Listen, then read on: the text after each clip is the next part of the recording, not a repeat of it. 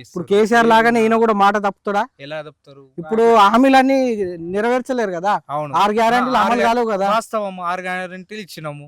మీరు రాష్ట్రం యొక్క ఖజానా స్టేటస్ చూడాలి. 7.5 లక్షల కోట్ల అప్పు చేసి పోయిండు. దాన్ని అప్పులు కట్టాలి, ఇటు గ్యారెంటీలు అమలు చేయాలి.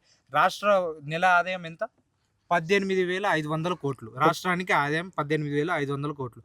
ఇవన్నీ పోను ప్రభుత్వ జీతాలు, ఈ స్కీమ్స్ అన్నిటికీ కావాల్సింది 22,500. 4,500 అదనంగా పడుతున్నది కదా. ఒక్కటండి, ఇప్పుడు కేసీఆర్ లాగానే ఈయన కూడా మాట తప్పుతాడా? ఎలా తప్పుతారు? ఇప్పుడు హామీలన్నీ నెరవేర్చలేరు కదా, అవును, 6 గ్యారెంటీలు అమలు కాలేవు కదా. వాస్తవం, 6 గ్యారెంటీలు ఇచ్చినాము. మీరు రాష్ట్రం యొక్క ఖజానా స్టేటస్ చూడాలి. 7.5 లక్షల కోట్ల అప్పు చేసి పోయిండు. దాన్ని అప్పులు కట్టాలి, ఇటు గ్యారెంటీలు అమలు చేయాలి. రాష్ట్ర నెల ఆదాయం ఎంత? 18,500 కోట్లు. రాష్ట్రానికి ఆదాయం 18,500 కోట్లు.